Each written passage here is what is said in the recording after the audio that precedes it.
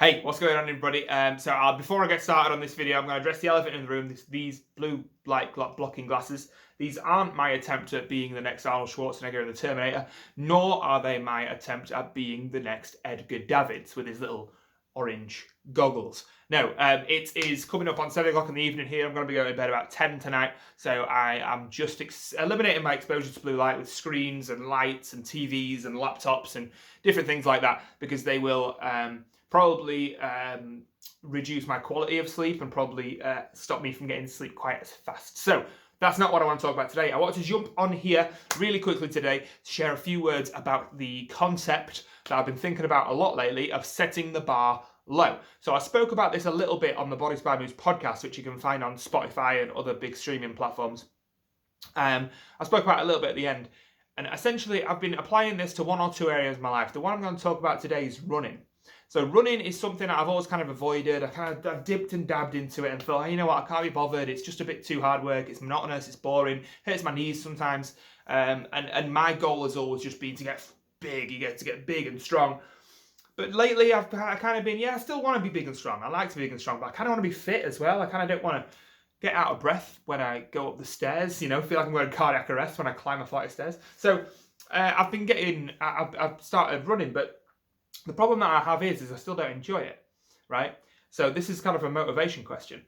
So how do I get motivated for running? Because when I think about doing a marathon, oh God, a marathon or a 10K or even a 5K run, I just think, oh my God, it fills me with dread. I just don't want to do it. I just want to sit on the sofa and just chill the fuck out. You know what I mean? So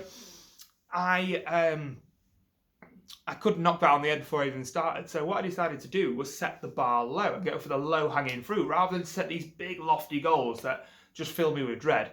I'm going to set the bar low, and what we know is that, or what I know definitely about myself, is that progress motivates. So as soon as you get the ball rolling, you get some momentum going towards a goal, that will motivate you because you will see the benefits and you'll see intrinsically the changes in yourself or the changes in the way you perceive the world or whatever it is that you're going for. You'll see momentum builds momentum, right? And you will intrinsically get motivated from those results that you're getting to carry on getting more results.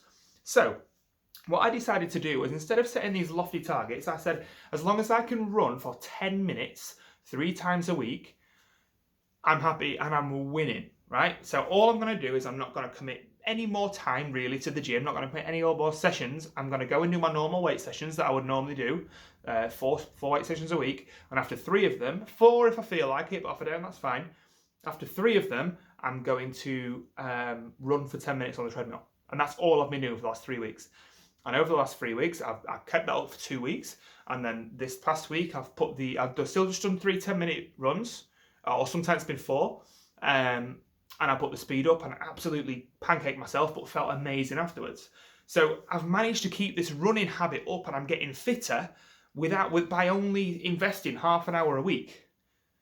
And I'm still enjoying it. I'm not, because by this point in the past, I would have felt fed up with it. I would have felt like it's such a drag. I probably would have gone out in the rain and just gone, oh God, I've got to go and get my run done. And then your chances of sacking it off, your chances of just going, I can't be arsed today, it's cold, it's windy, I'm going to stay in, I'm going to watch TV, I've got work to do, just making an excuse because you don't want to do what you've got to do, the chances of you doing that would increase. Whereas I'm trying to stack the deck in my favour. I'm trying to set the bar low.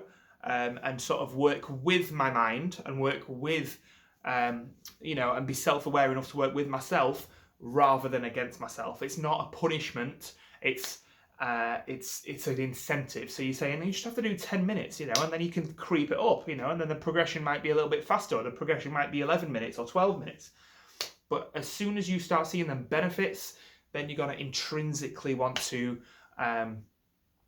up the ante and stick with it, if that makes sense. So if there's anything that you're struggling with, whether it's fitness related or not, just remember that if you just set the bar low and just dip your toe in the water and just go really steady to start with and let some progress and some momentum accumulate, then you'll get the taste for it and you'll develop a habit out of it, and you'll be able to really stick with it and build some progress. So yeah, set the bar low. Don't Overface yourself in the first few minutes, and remember that the program you will follow, or the imperfect program that you will follow, is better than the perfect one that you will quit. Let me say that again. The imperfect or average program you'll follow is better than the perfect one you will quit. Nobody ever got results off a program that they quit, regardless of how world-class it is. So don't treat yourself like a world-class athlete if you can't stick to a world-class athlete's programming. That's what I'm doing. Hopefully you can learn something from that. Yeah, hope that was useful, guys. Any questions, leave them in the comments below. Don't forget to check out the Bodies by Moves podcast on Spotify, and I will speak to you again later.